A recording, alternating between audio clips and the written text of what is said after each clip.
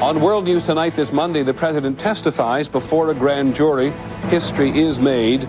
He does change his story about having sex with Monica Lewinsky.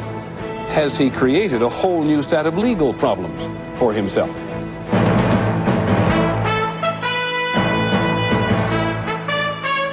From ABC, this is World News Tonight with Peter Jennings, reporting tonight from Washington. Good evening. You heard a lot about it before it happened over there in the White House this afternoon. For the first time ever, a sitting president testified to a grand jury about whether he told the truth or covered up the truth or encouraged others to lie. It is not a happy occasion for anyone. The president's testimony is now over. It lasted about 5.5 hours this afternoon. When the independent counsel, Kenneth Starr, arrived this morning at the diplomatic entrance, he reportedly believed he had a strong case against the president. We're going to go first to our White House correspondent, Sam Donaldson, who is over there on the lawn. Sam. Well, Peter, the president was in the room testifying for 5 hours and 25 minutes. In fact, it's just ended. And ABC News has been told that he did, in fact, change his story. He certainly modified it. We've been told the president admitted that he had an inappropriate relationship with Monica Lewinsky, an inappropriate physical relationship. How else he described it, how much he may have gone into it, we do not know. What else he testified to, we do not know. But that is the thrust of his testimony on that very crucial point. When the president went into the room, he also intended to give a speech tonight to the nation to explain his change of testimony, a short speech. As a matter of fact, Peter, we're told the president drafted a copy of that speech before he went in to testify, gave it to some of his aides to help polish. But at this moment, the White House has yet to announce that speech. So out of abundance of caution, perhaps we should continue to say that he expected to give that speech when he went in to testify. We know no reason why he won't give that speech tonight. And if he does, Peter, it will be just one more event for the president on this very grueling day. The president's testimony was taken in the White House map room. Kenneth Starr's team of prosecutors sitting to one side, the president's private and government attorneys sitting to the other, near the president, who sat facing a video camera which transmitted his testimony live on a closed circuit to members of the grand jury in the federal courthouse 12 blocks away. The jurors could relay questions of their own, which would be asked for them by the prosecutors. While the testimony was still going on, Senate Judiciary Chairman Hatch repeated his belief that the country can be forgiving if all it is a case of lying about sex, and he admits it. I've seen the American people forgive an awful lot in the past, and I believe that they'll forgive him. They may not like it, and he may diminish in power and in strength, but they'll forgive him. Forgiveness is what the president will be emphasizing in any speech tonight, a familiar theme he has used before. Earlier in his career, he asked the people of Arkansas to forgive him for imposing certain automobile taxes. And I did support an increase in those fees to solve the problem, but it was a mistake.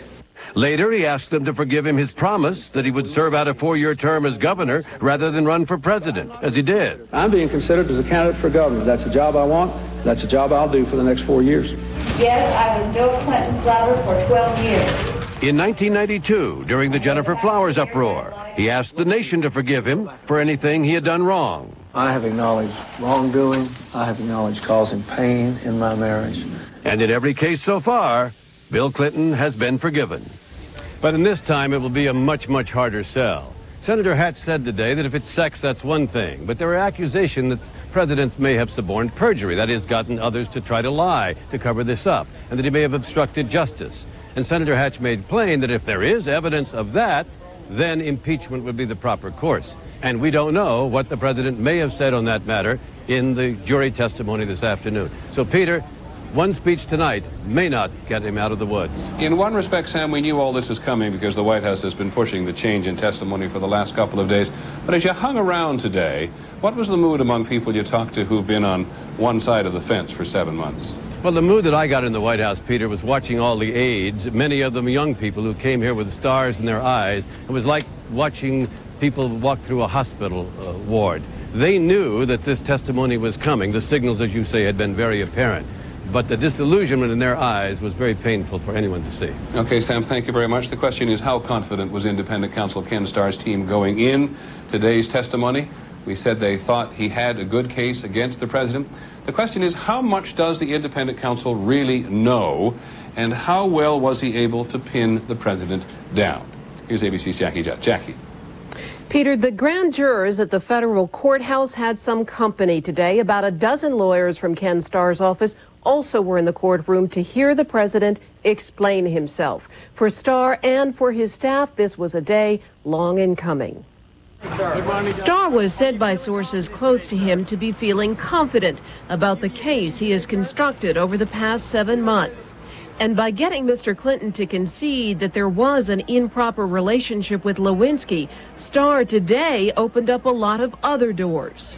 Doors leading to questions about alleged obstruction of justice and subornation of perjury, which prosecutors have said all along are more important to their investigation than the question of whether Mr. Clinton had an illicit affair. It's a far more difficult thing for a prosecutor to make out obstruction and subornation in a vacuum. But if they have established the crime of perjury, that gives a motivation and a context for those charges. A relationship with Lewinsky would give prosecutors a motive for some of Mr. Clinton's suspected actions, such as did he discuss in a December 28th meeting with Lewinsky how to conceal their relationship from lawyers for Paula Jones? Did he suggest or tell Lewinsky to turn over gifts he had given her to his personal secretary, Betty Curry, after those gifts had been subpoenaed? Did he coach Curry how to testify? And did he have Vernon Jordan initiate a job search for Lewinsky, which was intended to ensure her silence? There is another door that may open if Mr. Clinton admits his January statement was not entirely truthful. Was he being less than truthful when he also denied making sexual advances towards Paula Jones and White House volunteer Kathleen Willey? Peter? So, Jackie, what about the independent counsel now? Is this it for Mr. Starr's investigation? No, not quite yet, Peter. What he wanted to accomplish today was to establish a record, was to commit the president under oath to statements made when confronted with evidence, with what other witnesses have said about these alleged crimes. They now have to decide what kind of case they have, but they already are preparing a report that, as far as we know, seems headed for Congress that would allege impeachable offenses. In a phrase, I should be more specific. Any more witnesses before the grand jury that you know of? Well, none that we know, although it was always possible that Monica Lewinsky in particular would be brought back to describe or explain any discrepancies that Mr. Clinton may have talked about today.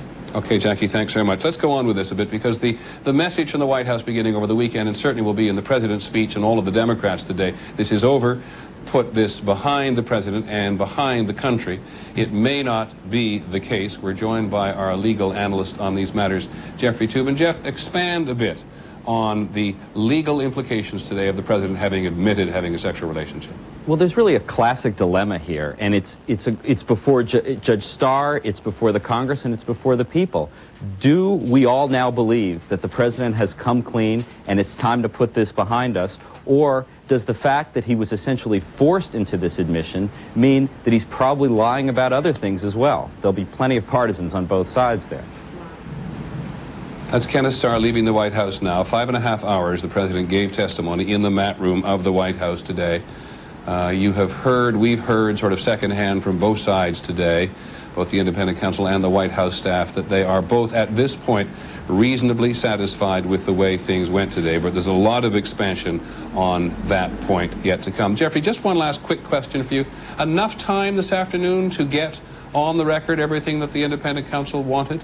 I think so. 4 hours is plenty of time when you consider that the core issues here, perjury, obstruction of justice, about the Monica Lewinsky case, they're not that complicated, and 4 hours was satisfactory to both sides as an outside limit, and I think they had more than enough time to get the president's story down cold. Jeffrey Toobin, thank you very much, and Jackie Judd as well. This has been an enormous stress on everybody at the White House today. You heard Sam Donaldson refer to it on nobody more surely than Mrs. Clinton and on Chelsea. We'll talk to the Reverend Jesse Jackson, who's been talking to them, when we come back. This is World News Tonight with Peter Jennings. Brought to you by the makers of Advil. It's just obvious to everybody in the country that this has been an enormous strain for Mrs. Clinton and for Chelsea to have the president come out after all this time and say that he had not been telling the country the truth. There's some question as to whether Mrs. Clinton knew about this, but she may not have known the president's position as of now. Last night, the Reverend Jesse Jackson went to the White House to talk to Mrs. Clinton and to Chelsea. He joins us today from Chicago Mr. Jackson, how are they taking it? Well, amazing strength. Hillary's amazing strength and love is exemplified by the fact that yesterday, while there is some pain and some humiliation on her part and embarrassment on the president's part, she was in the strategy room having to map out strategy for today's sessions. Her unconditional love for him, commitment to their marriage, and preparing Chelsea for her unconditional devotion is a strong source of support for him. I assure you today, when he came out of that sweatbox, that he met Chelsea and Hillary with open arms, receiving him no matter what happened, as opposed to a kind of rejection. You told me earlier today that you thought that Chelsea was a very poised individual. I know you talked to her on a reasonably regular basis. How was she taking this? She's been quite isolated by both her parents and the press to some extent. Well, not isolated, but I would say insulated. I mean, she has grown up in this household. She knows her father. She's lived through political attacks and counterattacks and allegations and scandals of sorts. So she is insulated. What it seems to me that also binds the three of them is that historically, matters of faith and fidelity have been left in the bedroom or in the private sector, and we've judged our leaders by public policy. If we'd had a special prosecutor outside of the door of Jefferson, Roosevelt, or Eisenhower, history may very well have been very different. And so there's a kind of common resentment that Starr's intrusion has attacked their family in ways that has bound their family as opposed to tearing it apart. Mr. Jackson, thank you very much for joining us. There are many people in the country who, of course, will say that it was Mr. Clinton who brought that on, not the independent counsel. Let's look at the broader political implications of this. We're joined by ABC's, David Kendall, the president's lawyer at the White House. For more than 4 hours about his relationship with Ms. Lewinsky and the questions he was asked about that relationship in the Jones deposition last January. He testified truthfully. We're hopeful that the president's testimony will finally bring closure to the independent counsel's more than 4-year and over $40 million investigation, which has culminated in an investigation of the president's private life.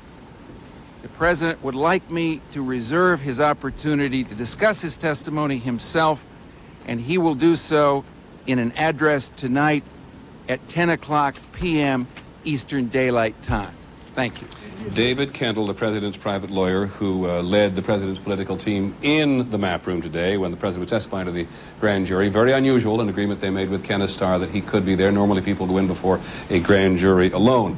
The key phrase, he hopes that this is going to finally bring closure to this issue. Whether it does or does not depends on a great many things, not least of which is the attitude in the country and in the political establishment. Joining us tonight, as always, ABC's Cokie Roberts. Bringing this to closure in the political establishment. What are they saying today, Cokie? Well, Democrats are being asked to come out and say, yes, it's over. Now the president's confessed and it's over. Some Democrats undoubtedly will do that, but others are keeping their counsel. Many are conveniently on vacation or out of the country, waiting to see what's in Kenneth Starr's report and see what those obstruction of justice charges are and how serious they are. Republicans, on the other hand, are watching to see what the president's speech will be like. They're suspicious that this will be another Bill Clinton ability to get out of a tight spot, and they find that remarkable, but they think it could happen again. Cokie, as you have always made clear to us, this is a legal political issue of great import. How important do politicians think this speech is to the country? Oh, tremendously important.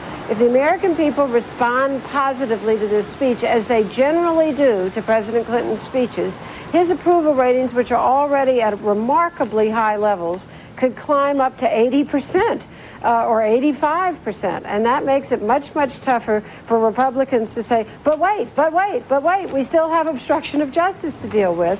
The American people are likely to say, all right, he's done it. Leave him alone. Okay, Cokie, thank you very much. I think Cokie will be the first to remind all of us that there's nothing quite as unpredictable as American public opinion.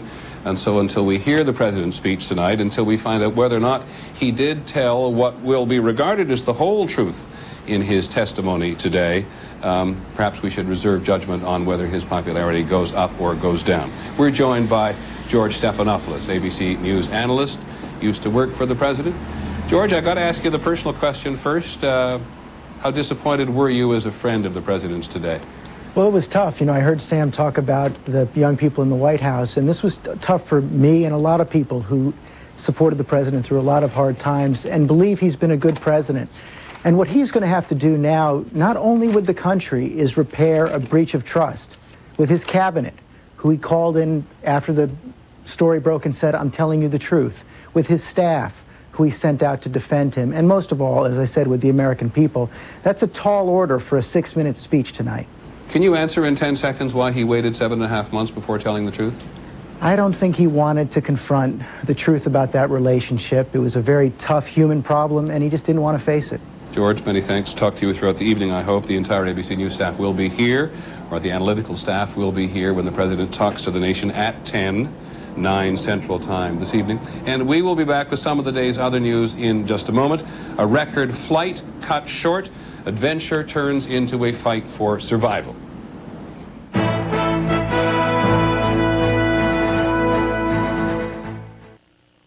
In the other news today, the American balloonist Steve Fossett was rescued today. He must have spent one horrible night stranded in the Coral Sea after his attempt to fly around the world was cut short. Fossett lifted off from South America 10 days ago, and he did manage to set a distant record of 15,000 miles. But as you know from yesterday's news, he crashed down about 500 miles east of Australia. Here's ABC's Bob Jameson. From inside the covered life raft, where he drifted for a day before his rescue, Fossett described the dramatic crash to a reporter in an Australian Air Force plane. The balloon was at 29,000 feet, Fossett said, when he hit a wall of thunderstorms filled with lightning, wind, and hail. I got drawn down into one. You know, some hail was coming out of it, and I cooled off my balloon, and I went down inside the thunderstorm, and the balloon ruptured. With Fossett in its capsule, the balloon then plunged frighteningly, more than 5 miles down to the Coral Sea. Fossett said it fell more than 2,500 feet a minute, more than 30 miles an hour. He did not know whether he would survive. I thought it would kill me, so I hit the water, and then the capsule was immediately pulled underwater and filled with water. The impact opened a hatch at the top of the capsule, and Fossett was somehow able to push his life raft through. And he got food and water from the Australian Air Force. Fossett has not said whether he will try again to circle the globe. Bob Jameson, ABC News. Overseas in Kenya today, evidence collection continues at the site of the embassy bombing, and American investigators are now trying to determine whether a man they had in custody was involved. Mohammed Sadiq Ode was arrested in Pakistan last week. He told officials there that he helped to plan the bombing, working with several other men. That has made some news already. However, he has not acknowledged, we learned today, his responsibility to the FBI, and therefore agents are not yet calling him a suspect. We're going to be back with some other news in just a moment. A serious blow to the Russian economy, and that's got the rest of the world very worried. An economy on the brink of chaos.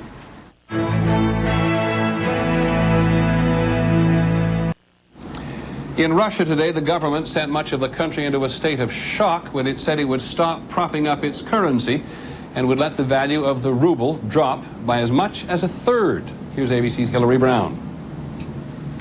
The news spread quickly on the streets of Moscow, where people rushed to buy dollars before the rate got too high. Russia has spent billions of dollars from international lenders, including the United States, to prop up the ruble. Today, it abandoned that policy. Officials hope they can now use the money to pay some of the country's bills, including the salaries of millions of state workers who haven't seen a paycheck in months. They've made their commitment to do what is necessary to sustain the viability of their reform program. And obviously, these were not choices I'm sure they were happy to make. That's because devaluation will raise the price of imported goods. Half the food Russians buy comes from abroad. How are we going to feed our kids? This saleswoman asked. Foreign investors are worried too, because the Russian government also announced a 90-day moratorium on repayment of international loans. Today's drastic action could lead to hyperinflation and social turmoil in a country the U.S. does not want to see spinning out of control. Hillary Brown, ABC News, Moscow. Here at home on Wall Street today, the Dow Jones Industrial Average gained nearly 150 points to close at 85.74. On the NASDAQ market, stocks were up by a little more than 27, almost 28 points. We'll be back in just a moment.